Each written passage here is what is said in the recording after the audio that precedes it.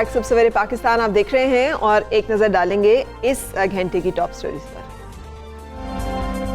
अवाम पर एक बार फिर पेट्रोल बम गिरा दिया गया। पेट्रोल की कीमत 3 रुपए इजाफे से 103 रुपए 69 पैसे फी लीटर हो गई। डीजल भी 3 रुपए फी लीटर महंगा। मिट्टी के तेल और लाइट डीजल ऑयल की कीमत में भी 5 रुपए फी लीटर इजाफा कर दिया गया।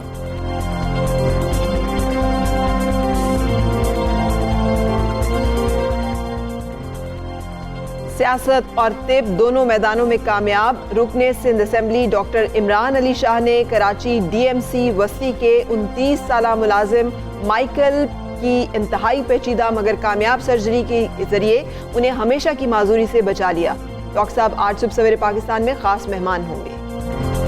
बिल्कुल जी, टॉप स्टोरीज आपने जानी। अगर पंजाबियों से पूछा जाए, पंजाब के रहने वालों से कि आज सुबह का आगाज़ कैसे हुआ, तो कहेंगे धुंध से हमारी सुबह का आगाज़ हुआ। जो हम दोनों की सुबह का आगाज़ भी धुंध से ही हुआ था। बिल्कुल, लेकिन ये धुंध जो है ये अब ने डेरे डाल लिए हैं और जब डेरे डालती है तो फिर उसका मतलब है कि ये तवातर के साथ कुछ अरसे रहती है। हर मंजिल जो है वो धुंधला है। कौमी शाहराह पर धुंध की चादर तनी तो हद निगाह इंतहाई कम हो गई। शदीद धुंध की वजह से मोटरवे M4 और M5 को सखर तक बंद कर दिया गया है। तर्जुमान मोटरवे पुलिस ने शहरियों को हिदायत की है कि हद निगाह कम होने की वजह से ड्राइवर्स एहतियाती तदाबीर इख्तियार करें। और ये एहतियाती तदाबीर क्या हैं, क्या होनी चाहिए, ड्राइवर्स को क्या करना चाहिए, घर से निकलते हुए क्या कुछ होना चाहिए। सड़क पर तो बहुत कुछ होता है, घर से निकलते वक्त क्या कहीं पे कॉल कर लेनी चाहिए, मैसेज कर लेना चाहिए। इस तमाम तर सूरत हाल पर बात करेंगे। CPO हमारे साथ मौजूद हैं मोटरवेब की समीरा फराज साहिबा। समीरा साहिबा अस्सलामु अलैकुम। वालेकुम अस्सलाम, थैंक यू सो मच। आप बता दें कि आप धुंध में आप लोगों को कितनी मुश्किलात होती हैं, हम लोगों को कितनी मुश्किलात ना हों, उसके लिए हमें क्या करना चाहिए। ड्राइवर्स को घर से निकलते हुए से शुरू कर लेते हैं। सबसे पहला और अहम मशवरा जो मैसेज के लिए या अवामुन नास के लिए देना चाहिए वो ये है कि धुंध में एक ख़ास खसूसी घंटे होते हैं जिसमें आपको ट्रैवल नहीं करना चाहिए, सफ़र नहीं करना चाहिए। वो हैं अर्ली मॉर्निंग यानी अलल सुबह से लेकर आप अगर और लेट नाइट यानी देर रात तक अगर आप ट्रैवल करें तो उसको इज्तनाब करें उससे। सेकेंडली, इसका सबसे इम्पॉर्टेंट तरीका ये होता है कि अगर आप कहीं मतलब इनएविटेबल है, आपने जाना ही जाना है किसी जगह पे, इमरजेंसी में आपको ट्रैवल करना पड़ा है, तो उसका सबसे बेहतरीन हल ये है कि आप 130 पे कॉल कर लें। जिस तरह अभी फ़रा बता रही थी कि M4 और M5 का स्टेटस क्लोज़ है सखर तक मोटरवे की वजह से, तो हम अपनी जितने भी फैसिलिटेशन सेंटर्स या हेल्पलाइंस होती हैं उन पे हर आधे घंटे बाद फॉग की सूरत में उनको अपडेट देते रहते हैं कि हमारा ये पैच क्लोज़ है, ये खुला हुआ है, यहाँ पे ट्रैवल कर सकते हैं। फॉग या धुंध की एक हद निगाह जो होती है उसमें सबसे ज़्यादा मुतासर होती है ड्राइवर की। अगर आपकी हद निगाह 100 मीटर्स से कम हो गई है तो इसका मतलब है कि डेंस फॉग है, शदीद फॉग है। और उसका सबसे बेहतरीन इस वक्त जो प्रोफेशनल हम लोग देते हैं मोटरवे पुलिस के अफसरान स्पेशली आवाम को एक मशवरा वो ये होता है कि ना करें ड्राइव, उस मौसम में मत करें क्योंकि धुंध ड्राइवर को ब्लाइंड कर देती है। एक नेचुरल फिनोमेना है कि हम उस सिचुएशन में ड्राइवर की आंख अच्छे तरीके से एहसन तरीके से काम नहीं कर रही होती है। लेकिन अब एक बीइंग ड्राइवर, सर्दी है बहुत ज़्यादा, आप गाड़ी में जैसे ही बैठते हैं और आप हीटिंग उसकी ऑन होती है और आप एक कंफर्टेबल उसमें, तो पहली चीज़ होती है आपको नींद आने लग पड़ती है। ट्रू। और मोटरवे तो वैसे ही नींद बहुत ज़्यादा आती है ना, क्योंकि बहुत लंबा और सुकूनदेह सफ़र है। ड्रैग सफ़र है। ड्रैग सफ़र है या दूसरे मायनों में ये कह लें कि वहाँ पे आपको उस तरह गिरावटें चैलेंजेस नहीं मिलती हैं, हैजर्ड्स नहीं मिलते हैं जो कि आपको नेशनल हाईवे पे या GT रोड पे मिलते हैं। तो क्या करें फिर? म्यूज़िक अवॉइड करें सबसे पहले, क्योंकि हमारा होता है कि मौसम अच्छा है, स्पेशली विंटर्स, हम लोगों को सर्दियों के करीब का मौसम, फॉल, ये सब बहुत पुरसकून होता है हमारे लिए। म्यूज़िक अवॉइड करें।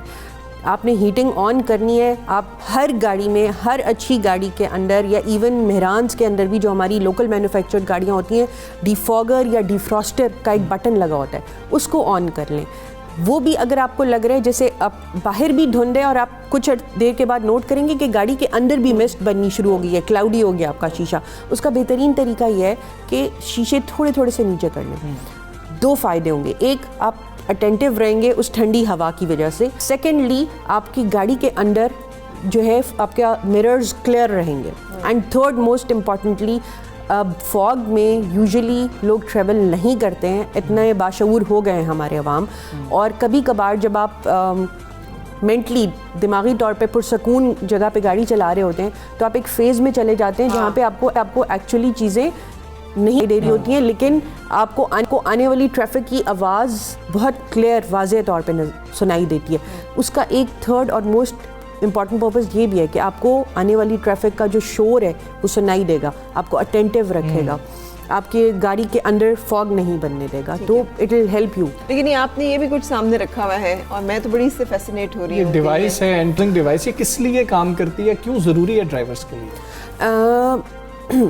ये एक बिल्कुल छोटी सी बहुत इकोनॉमिकल डिवाइस है, और चूँकि हम एक डेवलपिंग कंट्री हैं, हम सब लोग गाड़ियाँ is an asset for all of us, हम उसको बहुत मुश्किल से एक्वायर करते हैं, बनाते हैं, मेंटेन करते हैं। ये दराज पे इजीली अवेलेबल है। हम लोगों ने रीसेंट जो एक हाल ही में एक नया स्टेप लिया वो ये है कि हम स्पेशली PSV ड्राइवर्स को ये कह रहे हैं कि आप अपने जो ड्राइवर्स हैं उनको ना सिर्फ रिफ्रेशर कोर्सेज दें बल्कि ये छोटी छोटी डिवाइसेस उनको लेके दें। इसका मकसद ये है कि ये आपके हेड की मूवमेंट को डिटेक्ट करता है। सर की, जैसे मोस्टली लोग जब सोते हैं तो उनका सर एक तरफ गिर जाता है या आगे की तरफ गिर जाता है। ये तो मैं लगा के देख सकती हूँ? जी ज़रूर। ये कैसे काम करेगा? आप इस बटन को दबाएंगे और जिस तरह हम अपनी ब्लूटूथ डिवाइस को कान के पीछे लगाते हैं, ये आप वहाँ लगाएं। ये ऐसे करके कान के पीछे लग जाएगा? जी बिल्कुल। Okay. और जब हम सोने लगते हैं तो हमारा सर अक्सर लोगों का एक तरफ झुक जाता है या आगे की तरफ गिर जाता है, तो ये बेसिकली आपकी उस सर की मूवमेंट को डिटेक्ट करते और बीप करना शुरू हो जाता है। अभी तो नहीं कर रहा। बीप की आवाज़ हम सुन पा रहे हैं स्टूडियो में, ये वो है कि आपकी जैसे ही डायरेक्शन कुछ ऐसे हुई तो वो उसको उठा देगा, भाई क्या करें। जी एग्जैक्टली, वो Okay, ड्राइवर को नींद से मैं बेदार समझी कर कोई छोटा छोटा करंट लगता रहेगा यहाँ से कि आपका। इसमें भी हैं कुछ। दिस इज़ ओनली, ये वो डिवाइस है जो सिर्फ आपको बीप देकर अलर्ट करेगी। अभी कुछ ऐसी डिवाइसेस भी हैं, वो थोड़ी महंगी होती हैं कि आपको वो वाइब्रेट करता है। ठीक है, वो ज़्यादा जो है वो ज़्यादा बेहतर है, क्योंकि आवाज़ का अगेन जब हम सोने की हालत में जा रहे होते हैं और थके हुए होते हैं और ड्राइव कर रहे होते हैं तो वो इतना असर नहीं करती। बट ये एक नया ट्रायल बेसिस पे एक वो हो सकता है, क्योंकि हमारा मोटरवे पुलिस का इदारे की हैसियत से सिर्फ एक ऑब्जेक्टिव रहा है कि हम लोगों की जानें बचाएं, हादसात में कमी करें, और जो लोग सफ़र कर रहे हैं मोटरवे पे या नेशनल हाईवेज़ पे उनको एहसन तरीके से, महफूज तरीके से उनकी मंजिल पे पहुंचाएं। ठीक है, फासला कितना रखना चाहिए? आम हालत से कुछ ज़्यादा फासला रखना चाहिए अगर धुंध हो? और हम ये देखते हैं बबल गम्स या च्युइंगम्स जो हैं वो भी मोटरवे पुलिस की जानिब से दी जाती हैं, मतलब लोग देखते हैं तो शायद वो हंसते होंगे कि ये क्या किया जा रहा है, वो उसका मकसद क्या होता है? वो भी आपको जागने में हेल्प करता है। देखिए, अगर आप अकेले ड्राइव कर रहे हैं, आपके साथ कोई बैठा नहीं हुआ और लंबा रास्ता है, जैसे फरा कह रही थी कि ड्रैग्ड रास्ता है, कोई और एक्टिविटी नहीं है, प्लस आप सारे दिन के काम करके थके हुए हैं, तो एक बहुत ही कुदरती सा फिनोमेना है कि आपकी आंख बंद होगी। अगर तो आपके साथ कोई कंपेनियन है, आप बात कर रहे हैं, तो वो चीज़ अवॉइड की जा सकती है, वरना डोजिंग एट व्हील की वजह से हम बहुत फैटल एक्सीडेंट्स अनफॉर्चुनेटली टैकल करते रहे।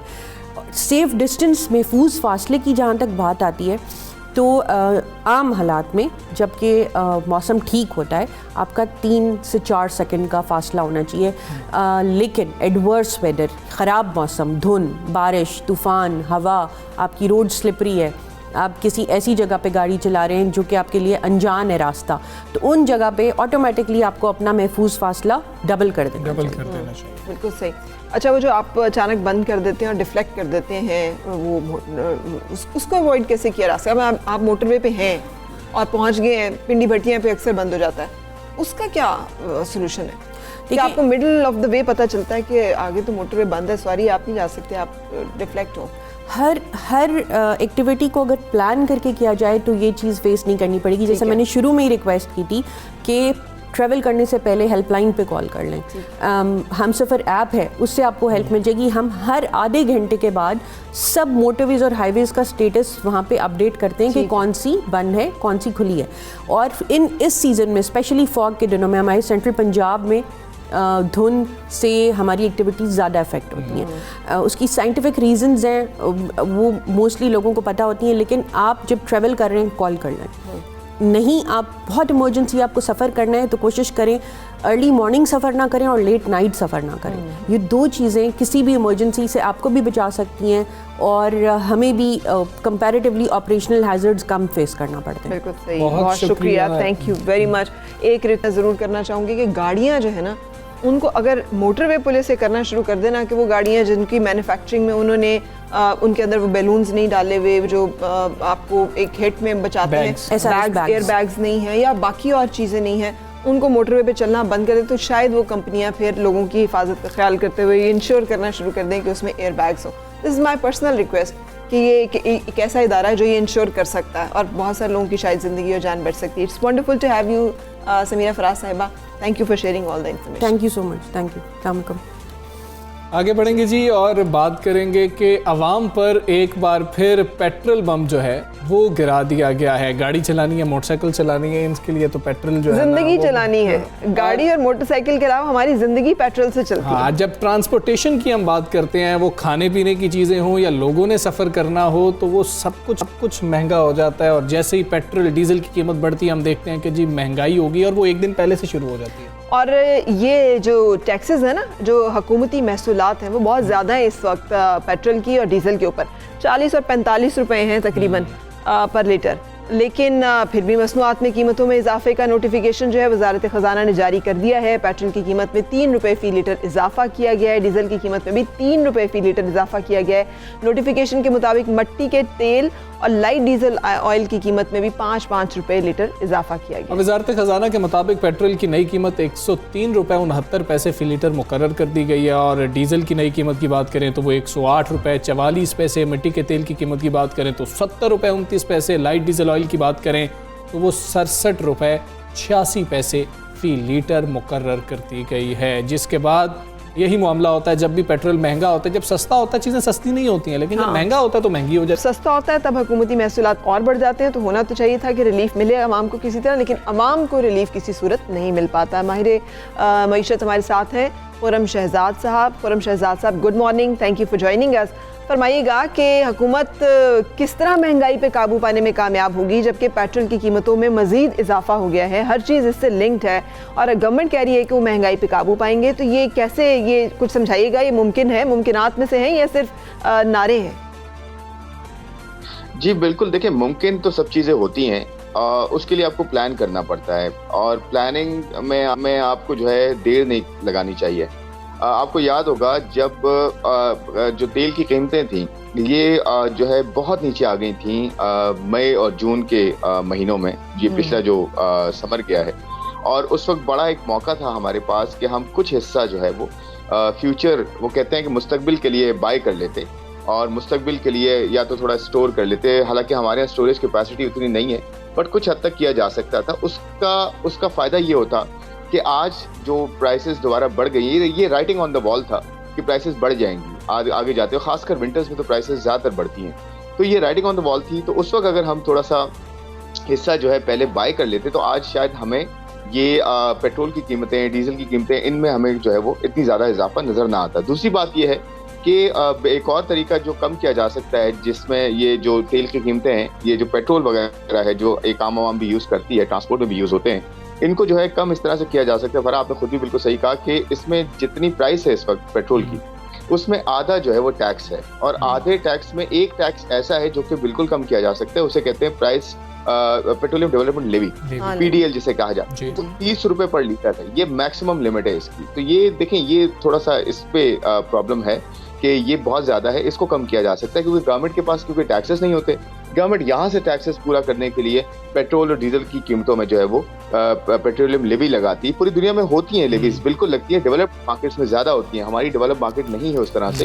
ये इसलिए लगाई जाती है कि पेट्रोलियम सेक्टर को जो है वो डेवलप किया जाए यहाँ से पैसा लेके, वो भी नहीं हो रहा उस तरह से। जब उसका मकसद पूरा नहीं होता, एटलीस्ट आवाम को रिलीफ मिलना चाहिए यहाँ पे, ताकि महंगाई में ओवरऑल कमी है। वैसे भी आपको पता है जी। बहुत ज़्यादा हैं। जी खुर्रम शहजाद साहब, ये फरमा दीजिएगा कि हमने असद उमर साहब से ये सीखा कि पेट्रोलियम लेवी बहुत ज़्यादा होती है। जिस वक्त वो अपोजिशन में थे वो बताते थे, तो मेरा ख्याल है पाकिस्तानियों की बड़ी तादाद है जो पेट्रोलियम लेवी के बारे में अब जान गई है कि ये क्या होता है। तो जब इतना बेहतर जानते हैं कि पेट्रोलियम लेवी कम की जा सकती है, उस दौर में तो कहा जा रहा था कि ये 44 रुपए में लीटर में पेट्रोल बेचा जा सकता है, तो अब हुकूमत इस लेवी को कम क्यों नहीं कर रही है? आप क्या समझते हैं, हुकूमत के नज़दीक क्या वजह है कि इसको कम नहीं किया जा रहा?